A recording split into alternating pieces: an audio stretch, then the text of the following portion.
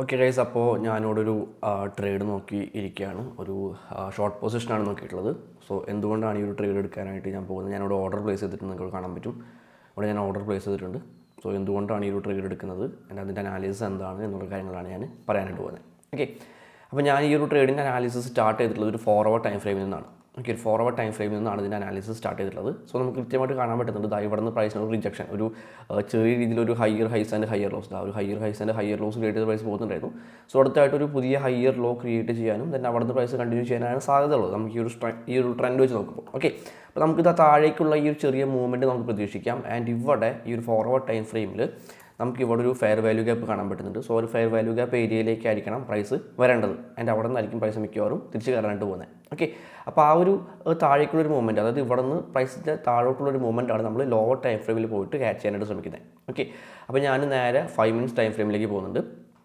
and ഇവിടെ 5 minutes time ഫ്രെയിമിലേക്ക് പോകുമ്പോൾ എനിക്കിതാ ഈ രീതിയിൽ ഒരു അസെൻഡിങ് വെഡ്ജ് ബ്രോഡനിങ് പാറ്റേൺ കിട്ടിയിട്ടുണ്ട്. Okay, ascending broadening wedge pattern കിട്ടിയിട്ടുണ്ട്. അപ്പോൾ അത് നിങ്ങൾക്ക് ഇവിടെ കാണാൻ പറ്റും, ഇതാണ് ആ ഒരു പാറ്റേൺ എന്ന് പറയുന്നത്. സോ അതൊരു ബയറിഷ് ആയിട്ടുള്ള പാറ്റേൺ ആണ്. സോ ഇവിടെ നിന്ന് ഒരു ബ്രേക്ക് ഔട്ട് സംഭവിക്കുകയാണ്. നമുക്ക് വേണമെങ്കിൽ ഈ ഒരു റീടെസ്റ്റിൽ ഒരു എൻട്രി എടുക്കായിരുന്നു. ഞാൻ ആ റീടെസ്റ്റ് കിട്ടിയിട്ടുണ്ടായില്ല. ഞാൻ ചാർട്ട് ഓപ്പൺ ചെയ്തപ്പോഴേക്കും ആ റീടെസ്റ്റ് സംഭവിച്ചു. പ്രൈസ് ചെറുതായിട്ടും താഴേക്ക് പോയിട്ടുണ്ടായിരുന്നു. അപ്പോൾ ആ റീടെസ്റ്റ് എനിക്ക് കൃത്യമായിട്ട് ആ റീടെസ്റ്റ് ആൻഡ് റിജക്ഷൻ എനിക്ക് ക്യാച്ച് ചെയ്യാനായിട്ട് സാധിച്ചിട്ടുണ്ടായില്ല. അപ്പോൾ അവിടെ നമുക്ക് വേണമെങ്കിൽ ബെറ്റർ ആയിട്ടുള്ളൊരു എൻട്രി കിട്ടിയേനെ. കാരണം ഈ ഒരു പാറ്റേൺ ഒരു എന്താ പറയുക, ഒരു ബയറിഷ് ആയിട്ടുള്ള പാറ്റേൺ ആണ്. സോ പ്രൈസ് താഴേക്ക് പോകുമെന്നാണ് പ്രതീക്ഷിക്കാൻ പറ്റുന്നത്. and അതിനുശേഷം നമുക്ക് ആ ഒരു ബ്രേക്ക് ഔട്ട് ഏരിയയിലേക്ക് നോക്കുകയാണെങ്കിൽ നമുക്ക് ഇവിടെ ഒരു ഫെയർ വാല്യൂ ഗ്യാപ്പ് കിട്ടിയിട്ടുണ്ട്. ഓക്കെ, ഇത് ഒരു ഫെയർ വാല്യൂ ഗ്യാപ്പാണ്. ആൻഡ് ഇതാ ഇപ്പോൾ ഇവിടെയും ഒരു fair value gap price create ചെയ്യുന്നുണ്ട്. ഓക്കെ, അപ്പോൾ നമ്മൾ ഇതിൽ ഏത് ഫെയർ വാല്യൂ ഗ്യാപ്പാണ് എടുക്കേണ്ടതെന്ന് ചോദിച്ചിട്ടുണ്ടെങ്കിൽ നമുക്ക് ഇതാ ഇവിടെ മുതൽ ഇവിടം വരെയുള്ള ഈ ഒരു ഫിബൊനാച്ചി റീട്രേസ്മെൻറ്റുകൾ അപ്ലൈ ചെയ്യുകയാണെങ്കിൽ 50% മുകളിലുള്ള ഈ ഒരു ഫെയർ വാല്യൂ ഗ്യാപ്പാണ് നമുക്ക് ഏറ്റവും ബെറ്റർ ആയിട്ടുള്ള ഒരു എൻട്രി തരാനായിട്ട് പോകുന്നത്. ഓക്കെ, അത് ഞാൻ ഫെയർ വാല്യൂ ഗ്യാപ്പിൻ്റെ വീഡിയോ ഞാൻ ചെയ്യുമ്പോൾ ഈ ഒരു സ്ട്രാറ്റജി ഫെയർ വാല്യൂ ഗ്യാപ്പ് വെച്ചുകൊണ്ട് ട്രേഡ് ചെയ്യുന്ന ഒരു എങ്ങനെയാണ് ട്രേഡ് ചെയ്യേണ്ടതെന്നുള്ളൊരു വീഡിയോ ഞാൻ ചെയ്യാം തീർച്ചയായിട്ടും. അപ്പോൾ അതിൽ ഞാൻ കൃത്യമായിട്ട് ആ ഒരു കാരണം എന്താണെന്ന് ഞാൻ കൃത്യമായിട്ട് പറയാം. ഓക്കെ, അപ്പോൾ ആ രീതിയിലാണ് ഞാൻ ഈ ഒരു ഫെയർ വാല്യൂ ഗ്യാപ്പിലാണ് ഞാൻ ഈ ഒരു എൻട്രി പ്ലാൻ ചെയ്തിട്ടുള്ളത്. ആൻഡ് പ്രീവിയസ് ആയിട്ടുള്ള ഈ ഒരു ഹൈക്ക് മുകളിലാണ് ഞാൻ സ്റ്റോപ്പ് ലോസും വെച്ചിട്ടുണ്ട്. ആൻഡ് താഴേക്ക് ഞാൻ ഏകദേശം ഈ ഒരു വേണമെങ്കിൽ നമുക്ക് ഇത്രയും താഴേക്ക് ഇത്രയും ഇറക്കി വെക്കാം. പക്ഷേ ഞാൻ അത്രയും എന്തായാലും എടുക്കുന്നില്ല. ഞാൻ ഈ ഒരു ലെവൽ, ഓക്കെ, ഈ ഒരു ലെവലിലാണ് ഞാൻ എൻ്റെ ടാർഗറ്റായിട്ട് വെച്ചിട്ടുള്ളത്. അതിന് തൊട്ട് മുകളിലായിട്ടാണ് ഞാൻ എൻ്റെ ടാർഗറ്റ് വെച്ചിട്ടുള്ളത്. ഓക്കെ, അപ്പോൾ പ്രൈസ് അത്യാവശ്യം നല്ല രീതിയിൽ ഡൗൺ ആയിക്കൊണ്ടിരിക്കുന്നുണ്ട്. ആൻഡ് ഒരു റീടെസ്റ്റ് കിട്ടുകയാണെങ്കിൽ എന്തായാലും പ്രൈസ് ഒരു higher highs and lower lows and lower highs create ചെയ്തിട്ടാണ് ആയിരിക്കുമല്ലോ എന്തായാലും ഒരു ഡൗൺ ട്രെൻഡ് ആണെങ്കിൽ പ്രൈസ് താഴോട്ട് പോകുക. അപ്പോൾ ഇവിടെ നമുക്ക് ഓൾറെഡി ഒരു lower low, lower high, lower low, lower high, lower low and അടുത്തായിട്ടൊരു ലോവർ ഹൈ ക്രിയേറ്റ് ചെയ്യാനും ദെൻ അവിടെ നമ്മുടെ എൻട്രി എടുത്തിട്ട് താഴേക്ക് പോകാൻ സാധ്യതയുണ്ടെന്നാണ് നമുക്ക് തോന്നുന്നത്. എന്തായാലും നമുക്ക് നോക്കാം ഏത് രീതിയിലാണ് പോകുന്നത്. നമുക്ക് നോക്കാം. 100% നമ്മൾ വിചാരിക്കുന്ന പോലെ തന്നെ പ്രൈസ് പോകില്ലല്ലോ. എന്തായാലും നമുക്ക് നോക്കാം. നമുക്ക് അറിയാവുന്ന കുറച്ച് കോൺസെപ്റ്റുകൾ വെച്ചുകൊണ്ട് നമ്മളൊരു എൻട്രി പ്ലാൻ ചെയ്യുക എന്നുള്ളത് മാത്രമേ നമുക്ക് ചെയ്യാനായിട്ട് സാധിക്കുള്ളൂ. ആൻഡ് ബാക്കിയെല്ലാം വെയിറ്റ് ചെയ്തിരിക്കുക, ബാക്കി സംഭവിക്കുന്ന എന്താണെന്ന് നോക്കിക്കൊണ്ട് വെയിറ്റ് ചെയ്തിരിക്കുക എന്നുള്ളതാണ് നമുക്ക് ചെയ്യാനായിട്ട് പറ്റുക. ഓക്കെ, അപ്പോൾ ഞാൻ എന്തായാലും എൻ്റെ എൻട്രി ഇവിടെ പ്ലാൻ ചെയ്തിട്ടുണ്ട്. ആൻഡ് ഞാൻ എൻ്റെ റിസ്ക് മാനേജ് ചെയ്യുന്നത് പ്രോപ്പറായിട്ടുള്ള പൊസിഷൻ സൈസിങ് ചെയ്തുകൊണ്ടാണ്. അതായത് എൻ്റെ ടോട്ടൽ ക്യാപിറ്റലിൻ്റെ വെറും 2% മാത്രമേ ഞാൻ റിസ്ക് ചെയ്യുന്നുള്ളൂ. ഓക്കെ, അപ്പോൾ ഈ ഒരു ട്രേഡ് എൻ്റെ സ്റ്റോപ്പ് ലോസ് ഹിറ്റ് ആയാലും എൻ്റെ ടോട്ടൽ ക്യാപിറ്റലിൻ്റെ വെറും 2% മാത്രമേ എനിക്ക് നഷ്ടപ്പെടുള്ളൂ. ഓക്കെ, അപ്പോൾ നമുക്ക് നോക്കാം ഏത് രീതിയിലാണ് ഈ ഒരു ട്രേഡ് പോകാനായിട്ട് പോകുന്നത് നമുക്ക് നോക്കാം. ആൻഡ് അതിനുശേഷം ബാക്കിയുള്ള കാര്യങ്ങൾ നമുക്ക് സംസാരിക്കാം. ഓക്കെ ഗൈസ്, അപ്പോൾ നമ്മൾ അനലൈസ് ചെയ്ത പോലെ തന്നെ പ്രൈസ് കൃത്യമായിട്ട് താഴേക്ക് പോയിട്ടുണ്ട്. നിങ്ങൾ വിചാരിക്കുന്നുണ്ടായിരിക്കും ഇപ്പോൾ നമ്മുടെ ടാർഗറ്റ് ഇവിടെ ഹിറ്റ് ആയിട്ടുണ്ട്, നമുക്കിവിടെ പ്രോഫിറ്റ് കിട്ടിയിട്ടുണ്ടെന്ന് വിചാരിക്കുന്നുണ്ടായിരിക്കും. പക്ഷേ ഈ ഒരു ട്രേഡിലേക്ക് നമ്മൾ എൻ്റർ പോലും ചെയ്തിട്ടില്ല. യെസ്, നിങ്ങൾക്കിവിടെ കാണാൻ പറ്റും. ഞാൻ സൂം ചെയ്ത് കഴിഞ്ഞാൽ കാണാൻ പറ്റും. നമ്മുടെ ഈ ഒരു എൻട്രി പ്രൈസിന് തൊട്ട് മുൻപ് വരെ എത്തിയിട്ട് അവിടെ നിന്നാണ് ശക്തമായിട്ട് പ്രൈസ് താഴേക്ക് പോയിട്ട് നമ്മുടെ ടാർഗറ്റ് ഏരിയയിലേക്ക് എത്തിയിട്ടുള്ളത്. ഓക്കെ, അപ്പോൾ 2 തവണ നമ്മുടെ ഒരു ഏരിയയിലേക്ക് വന്നിട്ടുണ്ട്. നമ്മുടെ അനാലിസിസ് കറക്റ്റായിരുന്നു, നമ്മൾ ആ ഒരു ഡയറക്ഷൻ പ്രിഡിക്റ്റ് ചെയ്തിട്ടുള്ളത് കറക്റ്റായിരുന്നു. പക്ഷേ നമ്മൾ ആ ഒരു എൻട്രി പോയിന്റിലേക്ക്, നമ്മുടെ ആ ഒരു ഫെയർ വാല്യൂ ഗ്യാപ്പിലേക്ക് പ്രൈസ് എത്തിയിട്ടില്ല, അല്ലെങ്കിൽ പ്രൈസിന് അവിടേക്ക് എത്താനായിട്ട് സാധിച്ചിട്ടില്ല. അതിന് മുൻപേ തന്നെ കൃത്യമായിട്ടുള്ള സെല്ലിംഗ് പ്രഷർ വരികയും പ്രൈസ് ശക്തമായിട്ട് താഴേക്ക് പോവുകയും ചെയ്തിട്ടുണ്ട്. സോ നമ്മുടെ എൻട്രി ഇവിടെ ട്രിഗർ ആയിട്ടില്ല, നമ്മൾ ആ ഒരു ട്രേഡിലേക്ക് എൻ്റർ ആയിട്ടുണ്ടായില്ല. ഓക്കെ, അപ്പോൾ കൃത്യമായിട്ട് ഇവിടെ നമ്മുടെ ടാർഗറ്റ് ഹിറ്റ് ആയതിനു ശേഷം ഞാൻ നമ്മുടെ ഈ ഒരു ഓർഡർ അവിടെ ക്യാൻസൽ ചെയ്തിട്ടുണ്ടായിരുന്നു. ഓക്കെ, അപ്പോൾ ആ ഓർഡർ ക്യാൻസൽ ചെയ്തതിന് ശേഷം പിന്നീട് സംഭവിച്ചിട്ട് എന്താണെന്ന് നമുക്ക് നോക്കാം. നിങ്ങൾക്കിവിടെ കാണാൻ പറ്റുന്നുണ്ട് പ്രൈസ് വീണ്ടും ആ ഒരു ഏരിയയിലേക്ക് പോയിട്ട് നമ്മുടെ എൻട്രിയിലോട്ട് ട്രിഗർ ആവുന്നുണ്ട്. ശക്തമായിട്ട് നമ്മുടെ ടാർഗറ്റ് ഏരിയയിലേക്ക് തന്നെ പ്രൈസ് പോകുന്നുണ്ട്. ഓക്കെ, അപ്പോൾ നമ്മളവിടെ ആ ഒരു എൻട്രി ക്യാൻസൽ ആക്കാതെ വെച്ചിരുന്നു എന്നുണ്ടെങ്കിൽ, ഓക്കെ, നമ്മുടെ ആ ഒരു താഴേക്ക് ശക്തമായിട്ടുള്ള മൂവ്മെൻറ്റ് കഴിഞ്ഞതിന് ശേഷവും നമ്മൾ ആ ഒരു എൻട്രി ക്യാൻസൽ ആക്കാതെ നമ്മളവിടെ വെച്ചിരുന്നു എന്നുണ്ടെങ്കിൽ കൃത്യമായിട്ട് നമ്മുടെ എൻട്രി അവിടെ ട്രിഗർ ആവുകയും നമ്മൾ ആ ഒരു ട്രേഡിലേക്ക് എൻ്റർ ആവുകയും നമുക്ക് അവിടെ പ്രോഫിറ്റ് ഉണ്ടാക്കാനും സാധിച്ചേനെ. പക്ഷേ ഇവിടെ ഞാൻ ആ ഒരു ഓർഡർ ക്യാൻസൽ ചെയ്തത് എന്തുകൊണ്ടാണെന്ന് വെച്ച് കണ്ടിട്ടുണ്ടെങ്കിൽ നിങ്ങൾക്ക് അവിടെ കൃത്യമായിട്ട് കാണാൻ പറ്റുന്നുണ്ട്. ഞാൻ ഇതൊന്ന് റീപ്ലേസ് ചെയ്ത് കാണിച്ചു തരാൻ വീണ്ടും. ഓക്കെ, നമുക്കിത് ഇവിടെ കൃത്യമായിട്ട് കാണാൻ പറ്റുന്നുണ്ട്. ഒരു lower lows and lower highs create ചെയ്തുകൊണ്ടാണ് പ്രൈസ് പോയിക്കൊണ്ടിരിക്കുന്നത്. അപ്പോൾ ഇവിടെ ഒരു അടുത്തതായിട്ടൊരു ലോവർ ഹൈ ക്രിയേറ്റ് ചെയ്യുകയാണെങ്കിൽ വീണ്ടും പ്രൈസ് താഴേക്ക് പോകാനാണ് സാധ്യതയുള്ളത്. ഓക്കെ, അപ്പോൾ നമ്മുടെ ആ ഒരു അനാലിസിസ് വെച്ചുകൊണ്ട് കൃത്യമായിട്ടും ഇവിടെ നിന്നാണ് പ്രൈസ് താഴേക്ക് പോകേണ്ടത്. നമ്മൾ ആ ഒരു കാര്യമാണ് നോക്കിയിട്ടുള്ളതും നമ്മൾ അതാണ് ഒരു എൻട്രി ആയിട്ട് പ്ലാൻ ചെയ്തിട്ടുണ്ടായിരുന്നു. പക്ഷേ അത് സംഭവിച്ചില്ല, ശക്തമായിട്ട് തന്നെ പ്രൈസ് താഴേക്ക് പോയിട്ടത്. സോ അതിനുശേഷം നമ്മുടെ എൻട്രി അവിടെ വാലിഡ് അല്ല, നമ്മൾ ഓൾറെഡി വെച്ചിട്ടുള്ള ആ ഒരു എൻട്രി അവിടെ വാലിഡ് അല്ല. അതുകൊണ്ടാണ് ഞാൻ ആ എൻട്രി അവിടെ ക്യാൻസൽ ചെയ്തിട്ടുണ്ടായത്. പക്ഷേ പിന്നീട് സംഭവിച്ചിട്ടുള്ള ആ ഒരു മൂവ്മെൻറ്റ്, ഓക്കെ, പിന്നീട് ഇവിടെ സംഭവിച്ചിട്ടുള്ള ആ ഒരു മൂവ്മെൻറ്റ് കാണാൻ പറ്റുന്നുണ്ട്. ഈ ഒരു ഏരിയ നോക്കാം. ഓക്കെ, കൃത്യമായിട്ട് നമുക്കിവിടെ ഓർഡർ ബ്ലോക്സ് ഉണ്ട്. ഓക്കെ, നമുക്കിവിടെ കൃത്യമായിട്ട് ഓർഡർ ബ്ലോക്സ് ഉണ്ട്. ഇത് ഒരു ഓർഡർ ബ്ലോക്കാണ്. ഓക്കെ, അപ്പോൾ ഇവിടെ സംഭവിച്ചിട്ടുള്ളത് ശരിക്കും പറഞ്ഞു കഴിഞ്ഞാൽ നമ്മുടെ ഈ ഒരു എൻട്രി നമ്മൾ എടുത്തിട്ടുള്ള ആ ഒരു അനാലിസിസുമായിട്ട് ബന്ധപ്പെട്ടുള്ള ഒരു പ്രൈസ് മൂവ്മെൻ്റ് അല്ല, മറിച്ച് ഒരു ലിക്വിഡിറ്റി ഹണ്ടിങ് ആണ്, അല്ലെങ്കിൽ ഒരു സ്റ്റോപ്പ് ലോസ് ഹണ്ടിങ് ആണ് നമുക്കിവിടെ കാണാൻ പറ്റുന്നത്. അതായത് ഞാനിതെല്ലാം ഒന്ന് ക്ലിയർ ചെയ്യുന്നുണ്ട്. ഓക്കെ, അതായത് ഈ ഒരു ഓർഡർ ബ്ലോക്സിൽ ഒരു ഷോർട്ട് പൊസിഷൻ എടുത്തിട്ടുള്ള ആളുകൾ ഇവിടെയായിരിക്കും അവർ എൻട്രി വെച്ചിട്ടുണ്ടായിരിക്കുക. അവർ സ്റ്റോപ്പ് ലോസ് മിക്കവാറും എവിടെയായിരിക്കും ഉണ്ടായിരിക്കുക.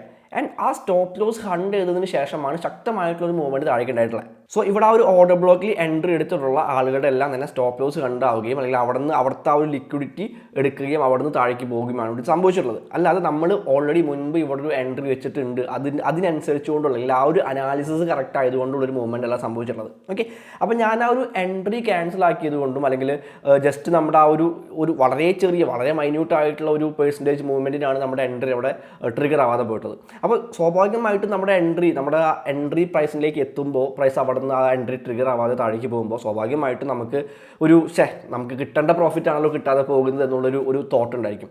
പക്ഷേ നമ്മുടെ നല്ലൊരു ഓപ്പർച്യൂണിറ്റി മിസ്സായി പോവുകയാണെന്നുള്ള തോട്ടൊക്കെ ഉണ്ടായിരിക്കും. പക്ഷേ നമുക്ക് ട്രേഡിങ്ങിൽ അത്തരത്തിലുള്ളൊരു തോട്ട് ഉണ്ടാവേണ്ട ആവശ്യമേ ഇല്ല. കാരണം ഞാൻ മുൻപ് പല വീഡിയോകളിലും പറഞ്ഞിട്ടുള്ള പോലെ തന്നെ ട്രേഡിംഗ് എന്ന് പറയുന്നത് നമുക്ക് ഓരോ ദിവസവും ഓരോ സെക്കൻഡിൽ നമുക്ക് കൃത്യമായിട്ടുള്ള ഓപ്പർച്യൂണിറ്റീസ് തരുന്ന അല്ലെങ്കിൽ അത്തരത്തിലുള്ള ഓപ്പർച്യൂണിറ്റീസ് ഒരുപാട് കണ്ടെത്തി തരുന്ന ഒരു പ്ലാറ്റ്ഫോം അല്ലെങ്കിൽ ഒരു സാധനമാണ്. അപ്പോൾ അതുകൊണ്ട് തന്നെ ഒരു ചെറിയൊരു ഓപ്പർച്യൂണിറ്റി നമ്മുടെ ഇന്നത്തെ ട്രേഡിംഗ് ഓപ്പർച്യൂണിറ്റി മിസ്സായി എന്ന് വിചാരിച്ചുകൊണ്ട് ഇനി നമുക്ക് അത്തരത്തിലുള്ള ഒരു ഓപ്പർച്യൂണിറ്റിയും കിട്ടില്ല എന്നുള്ള ഒരു കാര്യവും വരുന്നില്ല.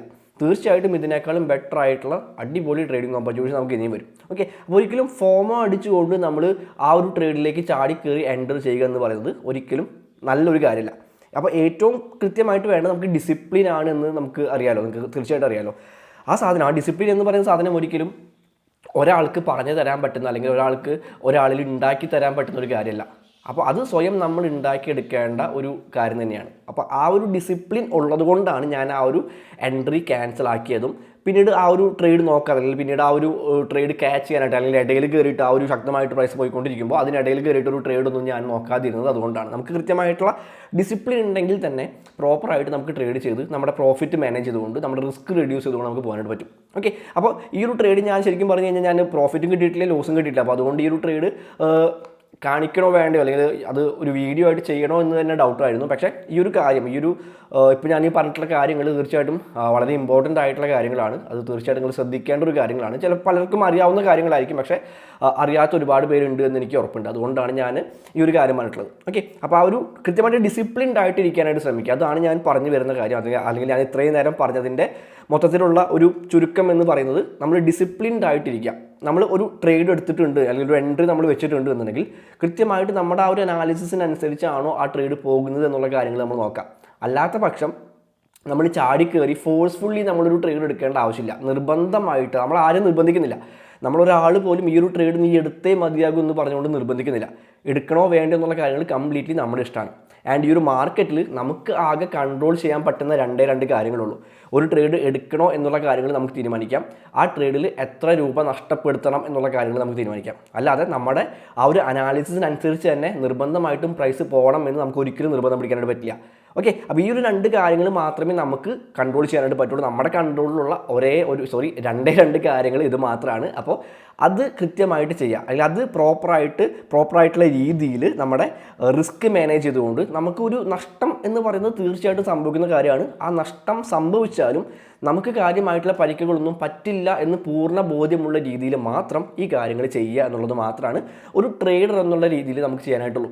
ഓക്കെ, ട്രേഡിംഗ് എന്ന് പറയുന്നത് വളരെ സിമ്പിളാണ്. നമ്മൾ അത്യാവശ്യം ഒരു സ്കില്ല് ഡെവലപ്പ് ചെയ്ത് എടുത്ത് കഴിഞ്ഞിട്ടുണ്ടെങ്കിൽ, നമുക്ക് അത്യാവശ്യം ഒരു എക്സ്പീരിയൻസ് വന്നു കഴിഞ്ഞിട്ടുണ്ടെങ്കിൽ വളരെ സിമ്പിളായിട്ടുള്ള കാര്യമാണ് ഈ ട്രേഡിംഗ് എന്ന് പറയുന്നത്.